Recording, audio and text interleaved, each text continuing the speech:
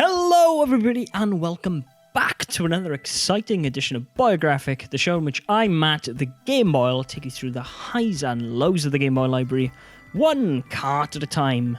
This week we're going to be investigating a bit of an elusive cart from the American market. It's Dick Tracy. So, despite my love of hard-boiled crime novels, film noir, and all things pulp detective, I've never really been that interested by comic books involving PIs. No Black Sad, no Shadow or The Spirit. I mean, sure, I like a bit of The Dark Knight and Constantine, but I've never been that bothered to check out Dick Tracy, which is actually quite surprising, as I kind of liked the 1990s Warren Beatty movie. It had an all-star cast, including Robert De Niro, Dustin Hoffman, and a Madonna that made you see what all the fuss was about. I remember really liking that movie as a kid because, well, it looked amazing. It leaned heavily into the style of its comic book successor in equal measures as Sin City did to Frank Miller's black and white masterpiece. But strangely, I didn't like it enough to play any of the wealth of games that saw their release around the same time based on the property. All of them were side-scrolling beat-em-ups, but all of them were surprisingly unique in their own ways. The NES and Game Boy games were developed by Real-Time Associates, the folks behind Bug on the Saturn and a wealth of other titles, and both were published by Bandai, one of the few non-anime related titles they put out on everyone's favourite 8-bit handheld. Fortunately, unlike the terrible NES title, the Game Boy game drops a lot of the things that make the home console version of Dick Tracy a living hell. Gone is the need to collect clues, interrogate, and drive around the city, as the Game Boy title simply wants you to battle your way through the game stages and do what Dick does best: fight crime.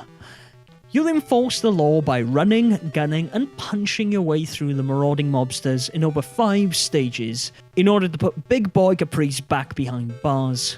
Along the way, you'll run into familiar faces like Mumbles from Flat Top as you try to track down the meanest mobster in the city. Though, interestingly, the game's story is more of a sequel, with Bad Boy Caprice breaking out of jail at the start, and it's up to Dick to put him back there. The gameplay is pretty standard fare though, playing like most other licensed side-scrollers on the system. The only unique hook that could be pulled out of this game is that it leads into Tracy's backstory as a police officer. Scattered around the first 4 levels are 12 scraps of a photograph that Tracy needs to put together in order to find Big Boy. Gathering all 12 will grant Tracy an extra life if you solve the puzzle, but you'll end up seeing the photograph regardless of if you pick up the scraps or not, as well they needed to progress the story. What you're also going to need is a weapon, as fist fights in Dick Tracy are the very definition of tedium. Fortunately, there are a wealth of pistols, Tommy guns and grenades left lying around for you to enforce the law with. These do annoyingly dry up towards the end of the game though, not only making every shot count, but making you really question whether it's wise to kill an enemy at all. This lack of late-game ammunition is really intensified by the fact the game doesn't offer the player unlimited continues, and while it does have a password system to pick up where you left off, you'll automatically start the level with no bullets, even in the thick of the fight. Yay!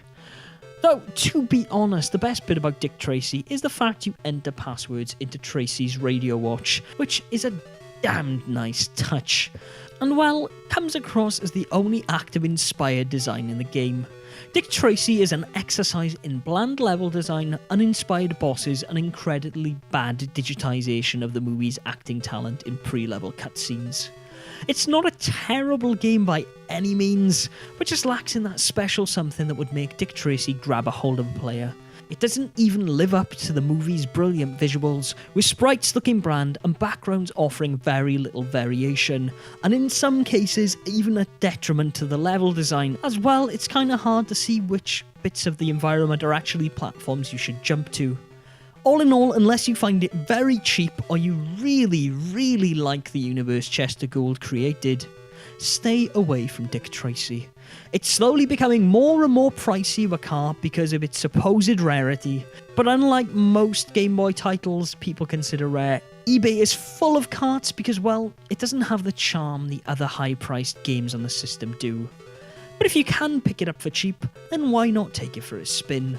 It's not a terrible game by any stretch of the imagination, but with little variety, a high difficulty spike at the end, and very little reward for beating it, you're better off getting a game with more redeemable qualities. And that brings us to the end of another episode of Boyographic, ladies and gentlemen. I hope you've enjoyed. If you have, then please subscribe and share the channel with people you think may be interested, as that is how it gets around. You can also, if you are a first-time viewer, check out some of our Boyographic videos where I look at the highs and lows of the Game Boy library, one cart at a time, playing everything so you can find out what's good and bad, worth spending your hard-earned money on. You can also check out some Boy-curious titles where I look at some bootlegs and oddities for the Game Boy system, as well as all the glory videos, where I play through a game, cutting out all of the deaths, leaving you with none of the faff, but all of the glory. If you'd like to hear more from me, you can find me on Facebook at facebook.com/Boyographic, as well as on Twitter at Gameboy, and even on Instagram at the same place. Until next week, Game Boys and Girls, where I'll be back with another title in a week. This time I promise. Game on.